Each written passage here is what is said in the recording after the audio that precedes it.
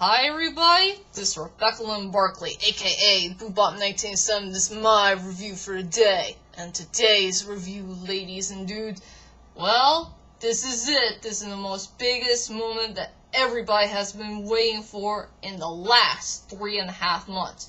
So, for today's movie review, I'm going to do the Crocodile Hunter Collision Course.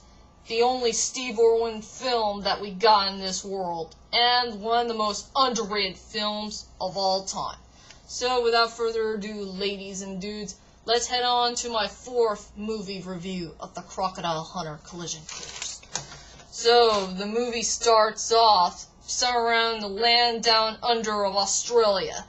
The mighty Steve Irwin, his wife Terry, and their trustworthy dog named Sue are going to their most craziest, epic, and their most serious adventure yet in the world of the land down under of Australia. The world of wildlife and nature alike. When they're going to capture or save so many wildlife animals as soon as they can. Even going on to this very important mission yet, when they gotta save a saltwater crocodile from this very mad lady who wants to seek revenge on the saltwater crocodile for killing off her cows. So while Steve and Terry are going to do that, there's a couple of government people on the loose on Australia to find this very important item that has landed in Australia somewhere around later in the early on of the movie. This very mysterious item is called the beacon. And they have no idea where the beacon is somewhere around Australia until everybody began to know that the beacon is really in the crocodile's mouth or somewhere around its body. So there's only a couple of questions remain. Will ever Steve and Terry rescue this crocodile on time? Or will ever the government find this beacon wherever it is if they ever going to capture that crocodile? Or what will the crocodile's fate will be if it's going to survive or not? So anyway, ladies and dudes, that will be my whole entire plot of the Crocodile Hunter Collision Course. So anyway, ladies and dudes, what do I think about this movie? Duh, I love it! This is one of the best comedy movies of all time, and truly one of the most underrated comedy films of all time. And another thing I love about this movie is it's just a misunderstood film, because there's a lot of important points of the movie that there's a lot of things that's kind of misunderstanding.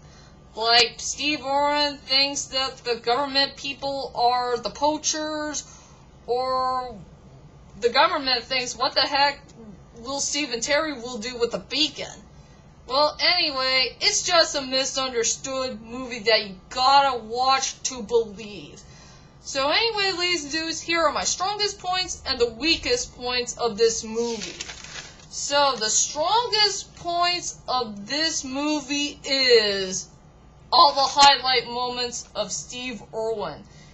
You know Steve Irwin, he goes crazy when he captured so many animals or saving animals of his life. Like, he always caused trouble when he tried to capture a crocodile with his bare hands, or just tied it up on a rope, or he likes to talk to snakes. Sometimes he likes to kiss up at one, or talking about this birding spider who is putting some venom. Well, if that birding spider will ever put some venom on Steve, but it's a good thing it didn't. So I will say the strongest points of the movie is all the highlight stuff from Steve Irwin. And as for the weakest points in the movie is I will say the fight scene between Steve Irwin and one of the government dudes. I will say for the fight scene, it was way too short, way too quick, and I wish there's, like a few more seconds ahead if there's going to be a punching, kicking, whatever, when Steve and that government dude are fighting at each other at the car. Well, on top of the car, of course. Who's going to survive or not. But I do like the part where Steve did use the hero snake. But I just wish there's, a whole lot of punching and kicking going on where Steve and the government guys doing their fight on the top of the car. Well, all I can say is the fight scene is truly the weakest point of the movie. And now let's go on to the characters of the movie. And I will say, there's a couple of characters I do like in this film. And some of them are just kind of decent. Okay, the first character I really want to talk about is Brawzy. I will say Brawzy is a pretty interesting character, but one of the most craziest characters that you'll ever see in this film. She's very nuts, she's crazy, she wants to seek revenge on getting that crocodile for killing off her cows. And, I will say the best part I love about this character is definitely her score. Her score is freaking amazing. It's kind of like a hillbilly score in some ways. Well, I could be right or wrong, but I think she is truly a hillbilly in this film. So, overall, I will say Brawzy is a pretty interesting character. And I will say for Sam Flynn, he's one of the characters I do feel sorry for when he had a whole lot of problems with Brawzy and her dogs. And, he was just trying to warn her that she is not allowed to kill a crocodile in public because you gotta follow the rules, and you need to know what's illegal and what's not illegal in real life. So I will say for Sam Flynn, I just feel sorry for the guy, and I just feel sorry for him in some ways. I just don't know what else I should say about this guy. And now let's go on to the U.S. government people. I will say, I guess they were okay as the main villains of the movie, but to tell you the truth is, all I can say about them is they're just looking for the beacon and not anything else in this movie. So, and to tell you the truth is, there's only one good character I do like. Since I don't trust government people at all, but there's only one character I do like, but let's just say I just feel sorry for this character. And it's this woman named Jo Barkley. I really do like this character. She's very interesting. She's very tough, she's very smart, and she's fearless. And she's freaking serious for all this time in the whole entire movie. Even when the part that she doesn't like to do somebody's dirty work, even if it's in a mission, I guess. So, I say Jo Barkley is a very interesting character, but as for the rest, they were okay, but like I said, I don't trust government people at all. They are nothing but bad people who can carry bad signs. And as you may know for what Ronald Reagan had said about the government people, that the government people are truly the main problem in the USA in real life. So whatever you do, ladies and dudes, don't ever trust the government people.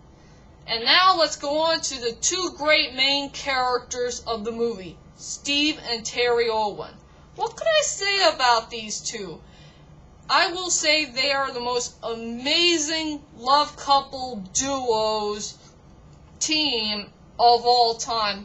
And I really do love the part when they did work together in this movie.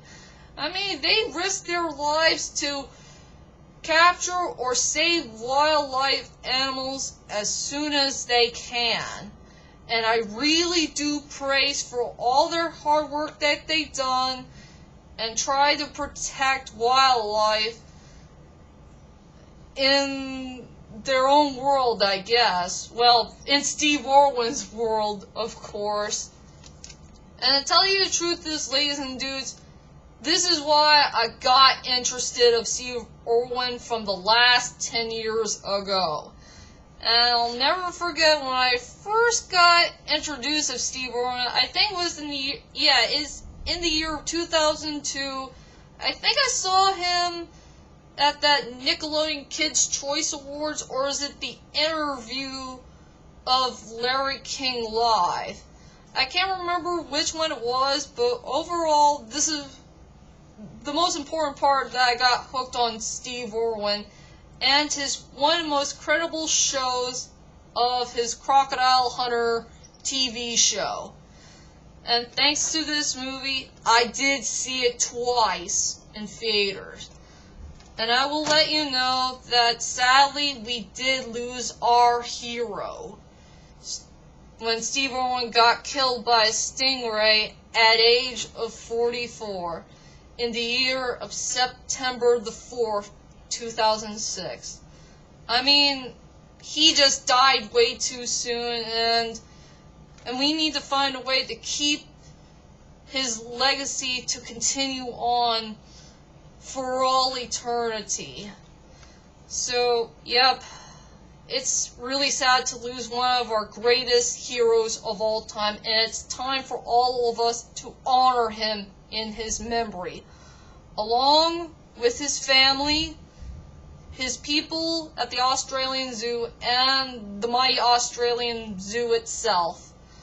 So, I just want to say for Steve Irwin, the legendary crocodile hunter, wherever he is in heaven, thank you so much for teaching us and entertaining us what the wildlife world is all about. You are such a great wildlife warrior and one of the most greatest people of all time, and we will miss you dearly. We love you, mate, and we will miss you. Rest in peace, oh, the mighty Steve Irwin.